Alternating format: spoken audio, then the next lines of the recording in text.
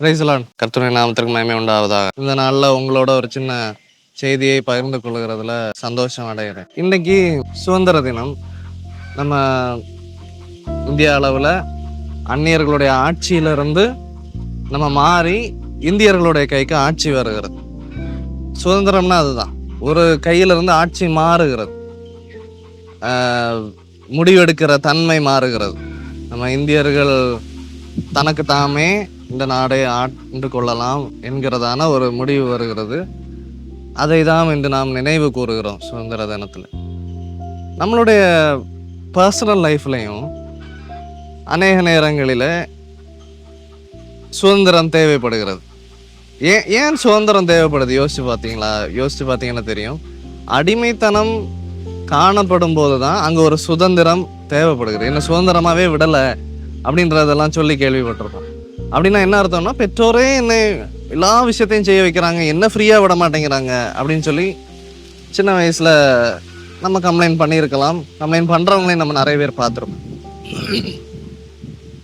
அப்போது சுதந்திரம்னா என்ன, ஒவ்வொருத்தரோட டெஃபினிஷன் பார்த்தீங்கன்னா வித்தியாசமாக இருக்கும். சுதந்திரம்னா என்ன, என் போக்கில் விடணும், என்னை தனியாக விட்டுருங்க அப்படின்றது ஒரு சுதந்திரமாக இருக்கும். ஆனால் தனியாக இருக்கிறவங்கள்ட்ட கேட்டிங்கன்னா, என்கிட்ட சாப்பிட்டியான்னு கேட்கறதுக்கு யாரும் இல்லை, என்ன வந்துட்டியா போயிட்டியான்னு கேட்கறதுக்கு யாரும் இல்லை அப்படின்ற ஒரு வருத்தம் அவர்களுக்கு காணப்படும். அவர்களுக்கு யாராவது ஒருத்தங்க நம்மளை கேட்டால் அது ஒரு நல்ல ஒரு ப்ளசண்டான ஒரு நல்ல லைஃப் போல இருக்கும். அப்படி இந்த சைடு இக்கரைக்கு அக்கறை பச்சைங்கிறது போல தான் நம்மளுடைய சுதந்திரம். நமக்கு இது இங்கே இருந்தால் நம்ம டவுனில் இல்லை சிட்டியில் வேலை பார்த்தால் காசு செலவு பண்ணியாவது ஒரு கிராமப்புறங்களில் ஒரு பச்சை பசேலுண்டு இருக்கிற இடங்களுக்கு போய் இளைப்பாறணும்னு நினைக்கிறோம்.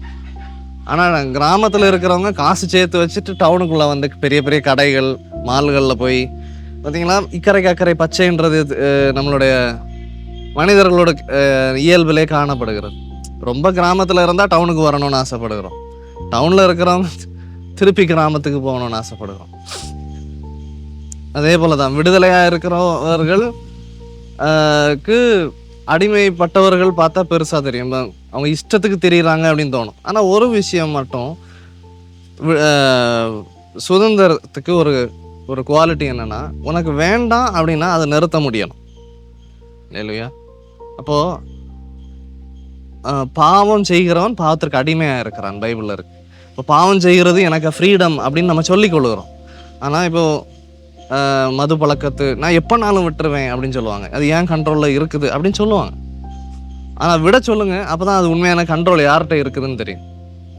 அதே போல் தான் எல்லா விஷயம். நம்ம ஃபோன் யூஸ் பண்ணுறோம், என் கண்ட்ரோலில் தான் ஃபோன் நான் யூஸ் பண்ணுறேன், நான் எப்போனாலும் ஃபோனை வச்சிருவேன்னு தெரியும். ஆனால் ஃபோனை ஒரு நாள் தொடாமல் இருக்க சொல்லுங்கள், அப்போ தான் கண்ட்ரோல் யார்கிட்ட இருக்குன்னு தெரியும். உண்மையாகவே சிலருக்கு கண்ட்ரோல் இருக்கலாம், சிலருக்கு அது அவங்கள மிஞ்சி அவங்க மனது அவர்களை அடிமைப்படுத்தி வைத்திருக்கலாம். நம்ம லைஃப்பில் விடணும்னு நினச்சி விட முடியாமல் இருக்கிற எல்லாமே அடிமைத்தனம். அப்போ அது எல்லாத்துலேயுமே நமக்கு சுதந்திரம் தேவைப்படுகிறது. நம்ம சுதந்திரமாக ஒரு முடிவு எடுக்க முடியலை. நம்ம ஒரு விஷயத்தை செய்யக்கூடாதுன்னு நினைக்கிறோம், ஆனால் அதை திருப்பி செய்கிறோம். அங்கே தான் சுதந்திரம் நம்ம விட்டு பறி போகிறது. புரியுதா? அப்போ நம்ம லைஃப்பை யோசிச்சு பாருங்கள், எங்கெல்லாம் நம்ம விடணும்னு நினைக்கிற ஒரு விஷயம் விட முடியலை, அங்கே சுதந்திரம் தேவைப்படுகிறது. நம்ம பைபிளில் ஒரு வசனத்தை வாசிக்கலாம்.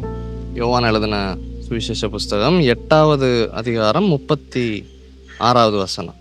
ஆகையால் குமாரன் உங்களை விடுதலை ஆக்கினால் மெய்யாகவே விடுதலை ஆவீர்கள். அப்போ இங்கே வாசிக்கிற வசனம் எப்படி இருக்கு? விடுதலை எதுக்கு தேவைப்படுது? எங்கேயோ ஒரு இடத்துல நீ விடுதலை இல்லாமல் இருக்கிற, அடிமைத்தனமாக இருக்கிற, உனக்கு நீ செய்யணும்னு நினைக்கிற ஒரு விஷயத்த உன்னால் செய்ய முடியல, அதுதான் விடுதலை தேவைப்படுகிறது. விடுதலை இல்லாமல் தேவைப்படாது. நீ ஃப்ரீயாக தான் இருக்கிறன்னா உனக்கு விடுதலை தேவையில்லையா? நீ அடிமைப்பட்டு போயிருக்கிற, உன்னால் நீ நினச்சது கூட செய்ய முடியல உன் லைஃப்பில். நீ பீஸ்ஃபுல்லாக ஒரு லைஃப்பை ரன் பண்ணணும்னு நினச்சாலும் உன்னால் முடியலை. உனக்கு ஒரு தப்பான ஒரு பழக்கம் என்கிட்ட இருக்குது, இந்த பழக்கம் என்னை சுற்றி இருக்கிறவங்கள கஷ்டப்படுத்துது, என்னையும் கஷ்டப்படுத்துது, அந்த பழக்கத்தை விடணும்னா விட முடியல. அப்போ அந்த விடுதலை குமாரன் விடுதலை ஆக்கினால் மெய்யாகவே விடுதலை ஆவீர். குமாரனாகி அப்போ மெய்யாகவே விடுதலை ஆகணும் அப்படின்ற எண்ணம் நம்ம எல்லாருக்குமே இருக்குது. இப்போவே இந்த வீடியோவை பார்த்துட்டு இருக்கிறப்பவே மனசளவில் ஓடும், நான் இந்தந்த விஷயத்துல எல்லாம் மாறினா நல்லா இருக்கும், ஆனால் மாற முடியலை. இந்த பழக்கங்களை விட்டால் நல்லா இருக்கும், விட முடியலை. இந்த நல்ல பழக்கங்களை எல்லாம் செய்தால் கடைபிடித்தால் நல்லா இருக்கும், ஆனால் கடைபிடிக்க முடியலை. ஒரு நாள் செய்கிறேன், 2 நாள் செய்கிறேன், விட்டு விடுகிறேன். 1ஆம் தேதி ஆனால் இப்படி ஒரு ரெசல்யூஷன் எடுக்கிறோம், நியூ இயர் அன்னைக்கு ரெசல்யூஷன் எடுக்கிறோம், மண்டேலேருந்து ஸ்டார்ட் பண்ணிடுவேன் ரெசல்யூஷன் எடுக்கிறோம். இல்லை இந்த டூர் போயிட்டு வந்து நான் ஃப்ரெஷ் ஆயிடுவேன், இல்லை இந்த ப்ராஜெக்ட் முடிச்சு ஃப்ரெஷ் ஆயிடுவேன், இந்த மந்த் முடிச்சு நான் கிளியர் ஆயிடுவேன், எனக்கு இந்த கடன் முடிஞ்சா கிளியர் ஆயிரும், எனக்கு இந்த பிரச்சனை முடிஞ்சா நான் கிளியர் ஆயிரும். நம்ம அப்படி நினைக்கிறோம். ஆனால் அந்த பிரச்சனை முடியும் போது அடுத்த பிரச்சனை வருகிறது. நம்ம வருஷங்கள் அப்படி போயிட்டே இருக்கு. விடுதலை பீஸ்ஃபுல்லாக நம்ம இருக்கிறோமா? நம்ம நினைத்த காரியத்தை செய்ய முடிகிறதா? அது எங்கெல்லாம் முடியலையோ அங்கெல்லாம் நம்ம கடவுளை நோக்கி கூப்பிட இந்த வீடியோ உங்களுக்கு ஒரு ஒரு சைனாக இருக்கட்டும். இதை நீங்கள் பார்க்குறீங்க அப்படின்னா கடவுளை நோக்கி அந்த இடத்துல கூப்பிடுங்க. இயேசுவே, எனக்கு இந்த விஷயத்தில் நான் செய்யணும்னு நினைக்கிற விஷயத்தையும் செய்ய முடியாமல் இருக்கிறேன், எனக்கு இந்த விஷயத்தில் விடுதலை வேணும். ஏன்னா பைபிளில் சொல்லியிருக்கு, குமாரன் விடுதலை ஆக்கினால் மெய்யாகவே விடுதலை ஆகும். அப்போ நீங்கள் என்ன விடுதலை ஆக்கலாமே, மெய்யான விடுதலை உங்களுக்கு என்னால் உங்களால் எனக்கு தர முடியுமே, அப்போ அதை தாங்க அப்படின்னு கேட்கலாம். ஏன்னா பைபிளே அதே மாதிரி அடிமைத்தனத்தை குறித்தும் சொல்லியிருக்கு. பாவம் செய்கிறவன் பாவத்திற்கு அடிமையாக இருக்கிறான், உன்னால் அதுலேருந்து வெளியே வர முடியாது, உன்னால் அப்படிப்பட்ட சிந்தனைகள்லேருந்து வெளியே வர முடியாது, அப்படிப்பட்ட பழக்க வழக்கங்கள்லேருந்து வெளியே வர முடியாது. அதான் அடிமை. நீ வரணும்னு நினச்சாலும் உன்னால் முடியாது. அதே போல் இப்போ கடன் வாங்கினவன் கடன் கொடுத்தவனுக்கு அடிமையாக இருக்கிறான். அப்போது மக்கள்கிட்ட வாங்கியிருக்க மாட்டோம், பேங்க்கில் வாங்கியிருப்போம், நகை அடகுல இருக்கும், கிரெடிட் கார்டு வச்சுருப்போம், அதில் கடன் கூடி வட்டி அவன் போட ஆரம்பிச்சிருப்பான். இது எல்லாமே அவனுக்கு நாம் அடிமையாக இருக்கிறோம். நாம் வேலை செய்கிறோம், அந்த காசை கொண்டு அவன்கிட்ட கொடுக்குறோம் வட்டியா. அப்போ அதான் அடிமைத்தனம். அப்போ இப்போ பல விஷயங்களிலே சுதந்திரம், ஒரு தேசமாக நாம் சுதந்திரம் அடைந்திருந்தாலும் தனிப்பட்ட விஷயங்களில், சின்ன சின்ன விஷயங்களில் நாம் அடிமைத்தனத்தில் தான் இருக்கிறோம். அப்போ அந்த அடிமைத்தனத்தில் இருந்தெல்லாம் வெளியே வரணும் என்கிறதுக்கு கடவுள் வச்சிருக்கிற ஒரு வழி, ஆண்டவர் வைத்திருக்கிற ஒரு வழி தான் குமாரன் உங்களை விடுதலை ஆக்கினார். குமாரன்னா இயேசு கிறிஸ்து, தேவ வார்த்தை.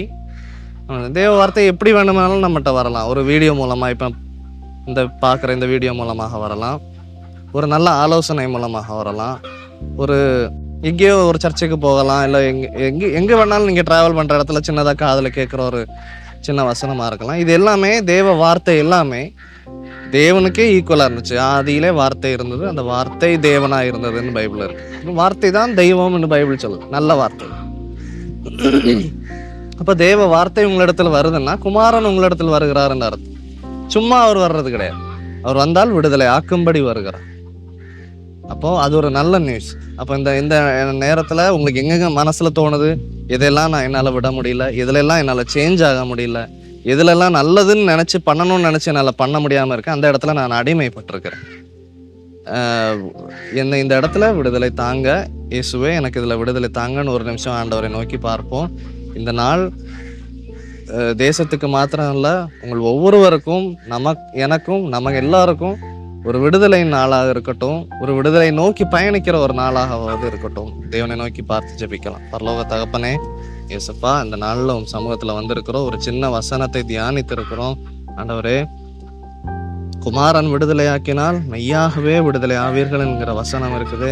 எங்களுடைய வாழ்க்கையில் என்னென்ன அடிமைத்தனத்தில் இருக்கிறோம், நாங்கள் அறிந்தும் அறியாமலும் அடிமைப்பட்டிருக்கிற காரியங்கள் ஆண்டவரே உமக்கு முன்பதாக ஆண்டவரே வெட்ட வெளிச்சமாய் நீங்கள் பார்க்குறீங்க.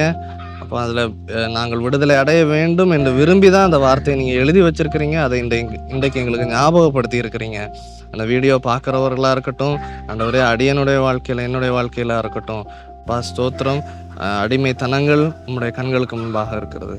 அந்த அடிமைத்தனங்களிலிருந்து எல்லாம் விடுதலையாகும்படி ஆண்டவரே மனம் புதிதாக உதவி செய்வீராகன்னு சொல்லி ஜெபிக்கிறோம். மனம் ஒவ்வொரு நாளும் புதிதாக அந்த அடிமைத்தனத்திலிருந்து நாம் கொஞ்சம் கொஞ்சமாக வெளியே வருகிறோம் என்பதை ஆண்டவருடைய வசனம் சொல்லுகிறது. ஆண்டவர் இந்த மனசை புதுசாக்கி ஆண்டவர் இந்த ஒவ்வொரு நாளும் எழும்பும்போது ஒரு புதிய மனதோடு, ஒரு ஃப்ரெஷ்ஷான மனசோடு, சந்தோஷத்தோட, நீர் என்ன வைத்திருக்கிறீர் என்ற ஆச்சரியத்தோட எழும்ப உதவி செய்யுங்க. மனசை புதிதாக்குறதுனாலே ஆண்டவர் இந்த அடிமைத்தனத்திலிருந்து நாங்கள் வெளியே வர எங்களுக்கு நீங்கள் உதவி செய்வீராகன்னு சொல்லி ஜெபிக்கிறோம். ஆண்டவரே உம்முடைய வார்த்தை உதாசீனப்படுத்துறதுக்கான சூழ்நிலை வராதபடி அதை கேட்டு நாங்கள் உணர்வடையும்படி உணர்வுள்ள இருதயத்தை எங்களுக்கு தாங்க. ஆசீர்வதிங்க இந்த நாள். ஆண்டவரே ஒரு விடுதலை நாளாய் ஆண்டவரே ஸ்தோத்திரம். ஒவ்வொருவரே தனிப்பட்ட வாழ்க்கையிலும் தனிப்பட்ட சூழ்நிலைகளிலையும் உண்டாகும்படி ஜெபிக்கிறோம். இருதயங்களிலே கிரியை செய்யுங்க. உம்மை நோக்கி பற்றி கொள்ள, உங்களை பிடிச்சு ஆண்டவரே ஸ்தோத்திரம் உங்ககிட்ட இருந்து அந்த விடுதலை நாங்கள் வாங்கி கொள்ள எங்களுடைய மனசுக்கு ஒரு உறுதியை தாங்க. ஆசீர்வதி. இயேசு நாமத்தில் ஜெபம் கேளும் ஜீவனோட நல்ல தகப்பனே.